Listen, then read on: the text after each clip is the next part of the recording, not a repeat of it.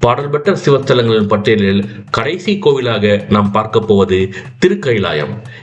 ஆதியும் அந்தமும் இல்லாத இறைவன் எல்லா இடங்களிலும் நிறைந்திருக்கிறார் என்று கூறினாலும் அவருடைய வீடு என்று இந்த கைலாயத்தை நாம் குறிப்பிடலாம். சைவர்கள், வைணவர்கள், திபெத்தியர்கள், பௌத்தர்கள், சமணர்கள் என்று எல்லோருக்கும் புனித தலமாக இந்த திருக்கையிலை சொல்லப்படுகிறது.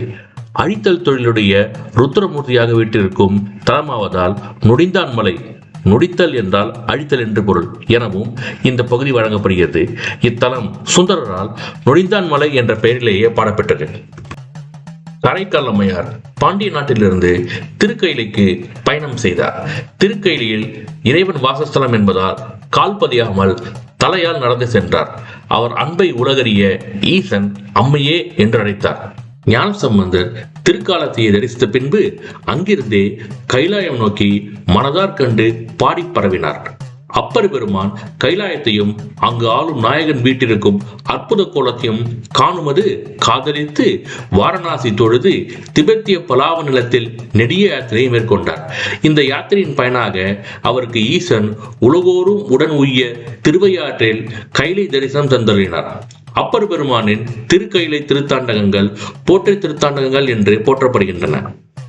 சுந்தரரின் சிவயோகம் முற்றிய நிலையில் இறைவன் அருளால் திரு அஞ்சை களத்திலிருந்து வெள்ளை யானை மீதேறி கைலைக்கு சென்றார். அப்பொழுது திருவருட்கருணையை நினைத்து தானனை முன்படைத்தான் என்ற பதிகம் தனக்கு கைலை செல்லும் வழியில் நிகழ்ந்த அனுபவங்களை பாடியவாறே போற்றி சென்றார்.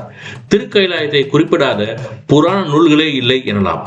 அருளாளர்கள் எல்லோராலும் போற்றப்பட்டபதி திருக்கையிலை. பொடி கொளுருவர் புலி இனதலர் புரிநூல் திகழ் மார்பில் கடிகோள் கொன்றை கலந்த நீற்றர் கரைசேர் கண்டத்தர் இடிக்குரலால் இரியும் மடங்கள் தொடங்கு முனைச்சாரல் கரிய விடை மேற்கொடியொன்றுடையார் கைலை மலையாரே என்று திருஞான சம்பந்தர் இங்கு இருக்கக்கூடிய இறைவனை போற்றி வணங்குகிறார்.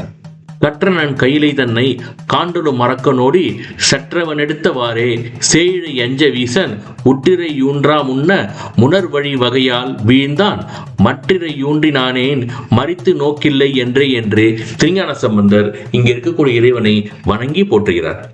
தான் என முன் படைத்தான் அது அறிந்து தன் பொன் அடிக்கே நான் என பாடல் அந்தோ நாயினை பொருட்படுத்து வான் என வந்து எதிர்கொள்ள மத்த யானை அருள் புரிந்து ஊன் உயிர் வேறு செய்தான் நொடிந்தான் மலை உத்தமனே என்று சுந்தர பெருமான் இங்கே இருக்கக்கூடிய இறைவனை போற்றி வணங்குகிறார். பாடல் பெற்ற சிவஸ்தலங்களை தினம் ஒரு சிவஸ்தலம் என்னும் தலைப்பில் கடந்த 9 மாதங்களாக பதிவேற்றி வருகிறோம். மார்ச் மாதத்தில் தொடங்கிய இந்த பதிவு இன்றோடு முடிவடைகிறது. இத்தனை நாட்களும் இந்த காணொலிகளை கண்டு உங்கள் கருத்துக்களை பகிர்ந்தமைக்கு நன்றியை தெரிவித்துக் கொண்டு மற்றொரு தொகுப்பில் உங்களை சந்திக்கிறோம். நன்றி, வணக்கம்.